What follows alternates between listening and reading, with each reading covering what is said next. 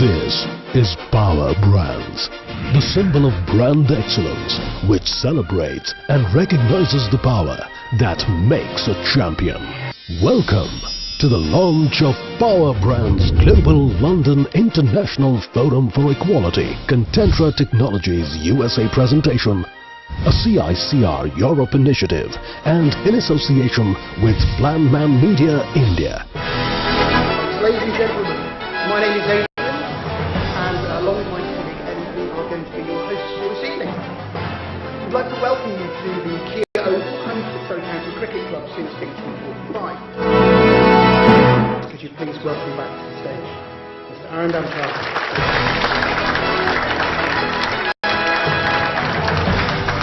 Whether they are brand builders or leaders or economists, I want to bring in front of them 5 key things.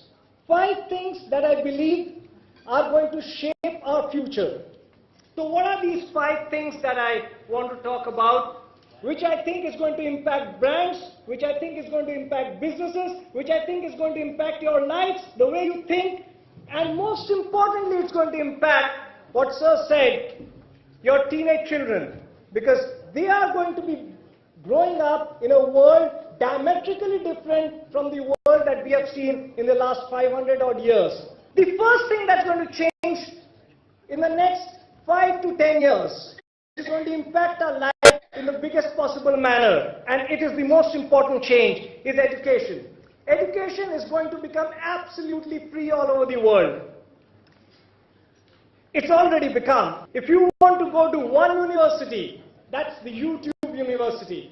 That's the world's best university to go to. You've got every professor, the world's leading thinkers, thought leaders, from Harvard professors to MIT professors, you name one great thinker, thought leader, they're all there on YouTube giving their thoughts free of cost. Today, access to education is the easiest thing for anybody. Not just that, the best of institutions are making actually education qualification free. So you can go to Harvard online, do their program online. They're not yet giving a master's degree, but they're giving a mastery certificate. Very soon they'll be giving master's degree. MIT, Yale, in a lot of subjects they've already started giving master's degree free of cost online. The second thing that's going to change in the coming future is that this world is going to see equalized wages. Wage differentiation is going to go away. The third thing that's going to be extremely interesting, and people at times laugh at it, but I've been doing a lot of studies on it and I believe in it, the health is going to dramatically change. The world's leading researchers and scientists are working day in and day out to reverse age. They are finding out nanobots to be put inside your body which are going to take care of almost every ailment that you have. And with a healthy world, with people not dying, I mean, it's going to impact all our lives. Many of you sitting there might think that 50 years with the same wife was easy. 150 years, you got to think. So families, marriages, all concepts would be challenged and broken down. The fourth key thing, which I think really divides this world, is the exploitation of women that we do across the world. I believe with the kind of social network impact, we are going to take less than 20 years from today to see women being really equal to men. And that is going to change the society in a very, very big manner. And lastly, my friends, one of the biggest divisive forces in this universe is the man-made creation called religion. Imagine a world with equalized wages. One of the key reasons why people pray, they may say anything, is that they want prosperity.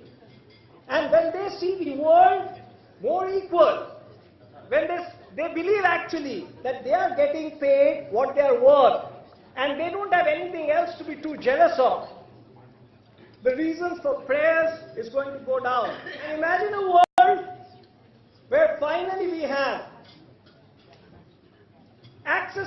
education, health not being a reason to worry, gender equality, equalized wages, and diminishing religion, and hopefully one day eradication of that false concept called religion. If you want to be a part of the future and remain a big brand, you've got to be a part of a thought-changing, thought-leading process, and this process has to take care of these 5 things. Ladies and gentlemen, can I please welcome to the stage Professor Rita Chowdhury.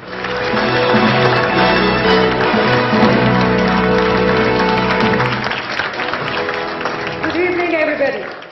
Tonight is a celebration of brands. Tonight, but is also a celebration of you. You, the brand makers, who dared to dream a dream. You, the brand makers, who dared to fail but never called yourself a failure, because as in life and so in boxing ring, you may get knocked out very hard. You may fall often, but the day you refuse to get up is the day you declared a failure. And knocked out you all were. Fall you did very often. But what you did not do was refuse to get up. But before we start celebrating, let's ask ourselves a question. What is it so special about these brands? There are people who worship these brands. People love these brands. People wait in queues for days to see the new product being launched by these brands. Are they doing something different? Yes. So first, they have realized branding is no more what it used to be. Branding has changed. 4Ps definitely needs an upgraded version. Sex does not sell anymore. So then what sells? Well, speaking up about your beliefs sells this time. Sexism has given way to activism, and to prove my point, let's go back a few months where the Super Bowl was held. The largest gala for all advertisers and marketers, where you're paying at least $5 million for that one spot. And on that day, the biggest of brands did not sell their goods. But rather, they spoke about a cause they believed in. Audi did not talk about mileage. Audi did not talk about technology, but it talked about gender equality. Coca-Cola and Airbnb talked about their disagreement with Trump's immigration policies. And while the Starbucks CEO probably did not say it at the Super Bowl, but he wrote an open letter to his staff pledging to hire 10,000 refugees standing up against Trump's immigration policies. These are the brands that are being loved. This is the branding, this is the activism that is working. And only the brands that are making a difference will survive. Talk of Tom Shoes, talk of Warby Parker, they are making a difference. You buy a pair of shoes, you buy a pair of glasses, they will donate a pair to somebody in need. And they are loved by the new generation. You talk about Patagonia. 2011, Patagonia comes out with an ad which says, "Don't buy my jacket." Now, advertising is supposed to sell products. And here was an advertisement telling, "Don't buy my jacket." Because Patagonia believed in the environment, and it said, if you can repair it and wear it, don't buy another jacket, save the planet. And that's what has worked. And these are the kind of brands that will survive today. Purpose before profits. For my dear friends, rules have changed. The good guys no more finish last. The good guys are finishing first. And if research has to be proved, these conscious companies with their conscious leaders are performing 300% more than the good to great companies. What bigger proof do you want than the fact that only and only brands with a strong purpose are the ones that are going to survive? And today, we are going to launch a book which is filled with these great brands that have believed in a purpose. And together, they're changing the world. So before I launch this book, we would like to show you an AV of what this book is all about. Tens of thousands of brands were researched from 50 industry segments by CICR Europe. And only 685 brands amongst them truly earned the status of the most recognizable brands around the globe. They are global power brands. Ladies and gentlemen, hold your breath as we unveil the Global Power Brands Edition 2017, where only 12 earned the status of cult, while 50 brands from here made it to iconic power brands.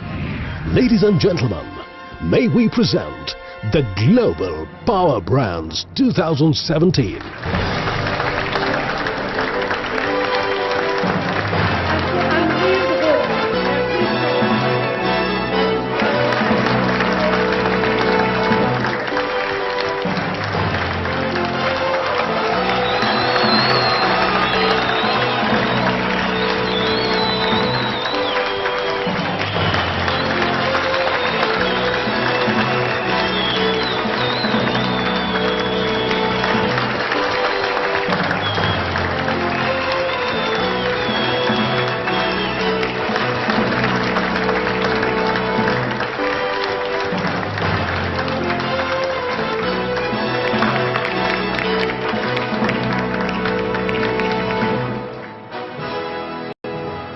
Today, I'm going to share a story of a man who has only given, in the second week of January of 1958, Malay Chaudhry arrived in Leipzig with a scholarship from Calcutta University to study Indology. In less than 10 days of his arrival, he heard an announcement that the successful implementation of the German 5-year plan had resulted in the prices of many consumer goods being reduced and the wages of certain categories of less paid workers being increased. That was the moment. He realized that he must study national economic planning instead of Indology to understand how, while wages increased, price of goods could reduce, unlike what common economics suggested. At this London International Forum of Equality, today we are very proud to launch Dr. Malay Chaudhry's tribute to equality through a book which is a forceful case for an exploitation-free world, with a maximum wage ratio of the highest paid to the lowest paid worker at 3:1. The name of the book, What Marx Left Unsaid.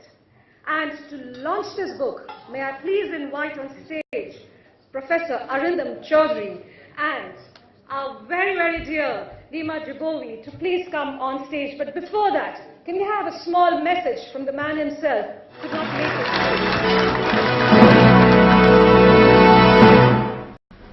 This book is the result of my 30 years long interaction with my students after I came back from Germany and founded the Indian Institute of Planning and Management. I believe in this book I have tried to answer certain questions which Karl Marx overlooks.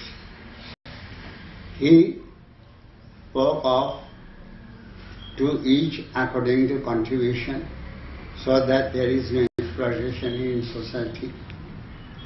But he did not indicate how to measure the contribution of each individual.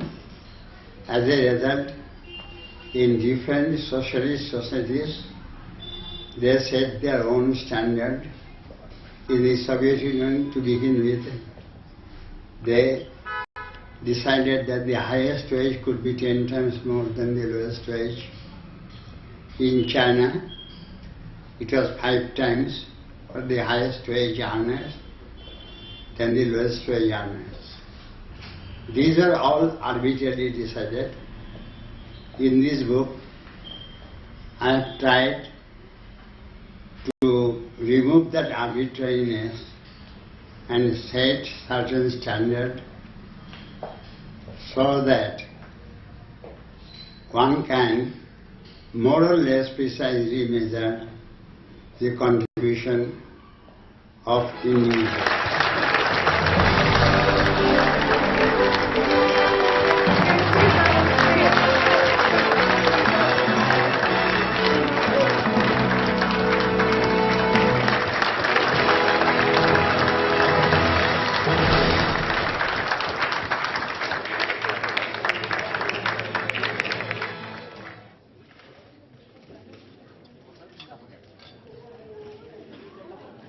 I'm not one to unveil and not say anything. In as much as I'm not an economist, I'm a peace activist, and once I see economic justice, I recognize that this is something that is important in our world. A month ago, I came back from Mozambique. If you know Mozambique, you know that it's one country in Africa that went to peace 22 years ago. 22 years later, they've gone to war. We've just launched a new program at Columbia University, myself and some others at the Earth Institute. And we've done a research, or we started a research looking at why Mozambique went to war, the missing piece of peace. And we recognize that the absence of women was one factor. And the second factor, economic justice. And I think in the world that we live in today, people tend to forget that if we do not have economic justice, we can definitely not have the peace. I pronounce or declare this book duly launched.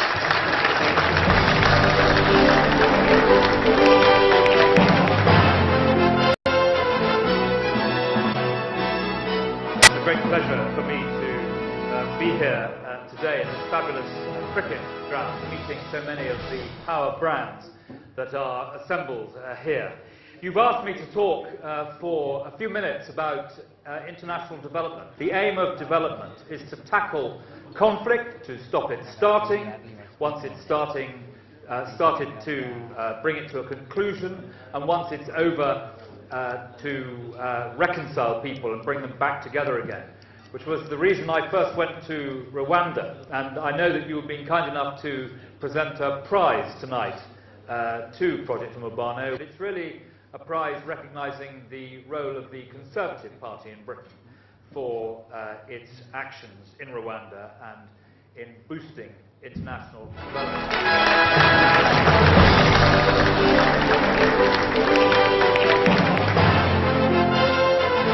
It's great to be talking about this issue here in London. The Mayor, Sadiq Khan, I think would definitely agree with me that it is one of the truly great global power brands in the world.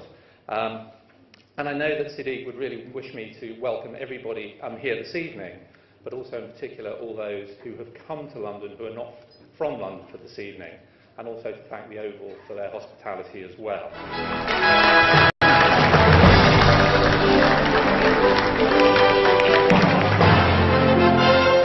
Welcome, and many thanks for coming today to the Oval for this great event with Power Brands Global. It's quite fitting, I think, that the event comes here when you consider some of the history and the effort that's gone in to make this place and this club what it is. But what we're really known for, where our brand presence really sits, is in cricket, of course. And in 1880, the first ever Test match in England took place here. 2 years later, the biggest brand in cricket, the Ashes, also began here. That was the first time that Australia had ever beaten England in a Test match. And it's a great privilege for us to welcome you here today.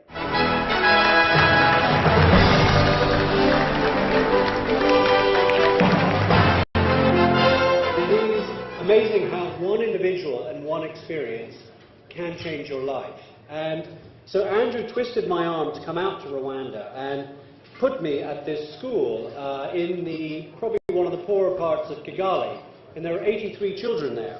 There are now 343 children have turned up to this school because it's sort of a nice school.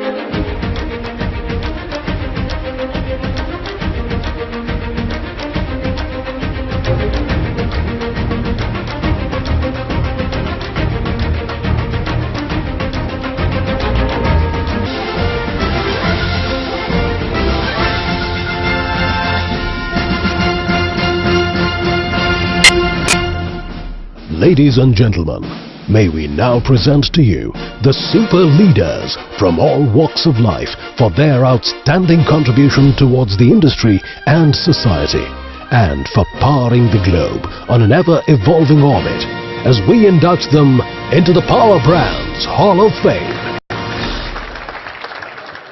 Ladies and gentlemen, our first award in this section is given to a woman who to many of us will need no introduction.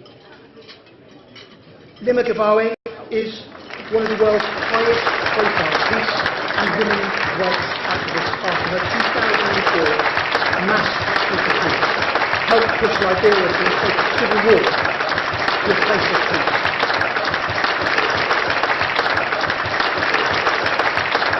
Thank you so much. I'm excited because tonight you're celebrating brands. What I do in the world, I don't consider myself a Nobel laureate. I don't consider myself a Hall of Famer. I consider myself a disruptor, an interferer. And what I do with the young people that I work with from here in the UK a few weeks ago at the Winchester University and other parts of the world is to tell them to find their brand. And what brand do we want our children to have in this world? It's not the brand that says it's okay to be rich and forget about the poor. It's the brand that says you have to be a disruptor. Turn discrimination upside down. Turn sexism upside down. Turn racism upside down. Use your voice. Be your personal brand. So as we celebrate Power Brand, I'm asking each and every one of us in this room, have you identified your personal brand? Because my personal brand is to interfere. Thank you. Is one of two wicket-keeping batsmen here this evening, although I hope Alex Stewart will forgive me for saying that it was Kumar that was described by Brian Lara as the best wicket-keeping batsman. But tonight, Kumar, it's not your cricket that we're here to say thank you for, but it's your support for the Sri Lankan-based charity, Foundation of Goodness. On behalf of Kushma Gunasekera and the Foundation of Goodness, Kumar Sangakkara. Thank you very much. Ladies and gentlemen, I've been peripherally involved with the Foundation of Goodness since the year 2000. I became a trustee soon after, but we started in a very small way with about 150 families that we supported in a small rural town in the south of Sri Lanka. We have a generation of children who've lost a lot, who are scarred, but it is through them and the changing of their lives that I see the future growth and prosperity of our country. So that is hopefully where we will be, and you know, we all give for many, many different reasons. Some of us give because we want to give, we're programmed to give, others give because it's tax deductible, and some give because we all want to stand up here and receive an award. Who knows, but my theory is that please do give. So thank you for this night and thank you for the opportunity.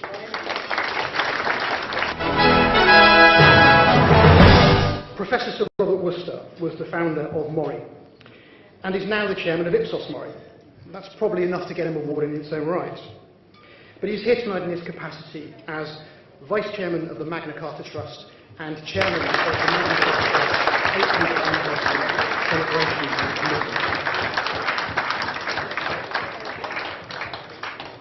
Magna Carta is a power brand, and long may it be so.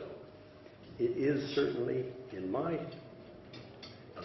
country of birth, my adopted country in Great Britain, and I know in India.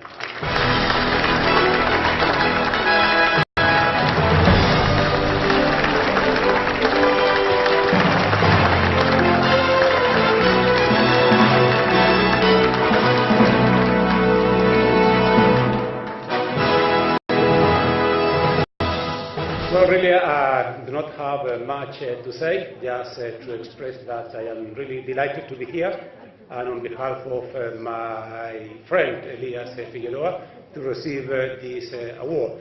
We are humbled, and I say we, and I'm speaking on behalf of our Executive Board, our General Assembly, Elias, and our CEO, who are so passionate in bringing this movement across the world. Our aim is to really unify hearts and minds using the power of sports. And working alongside like-minded people, I think we're on a route to create a force for good. Thank you.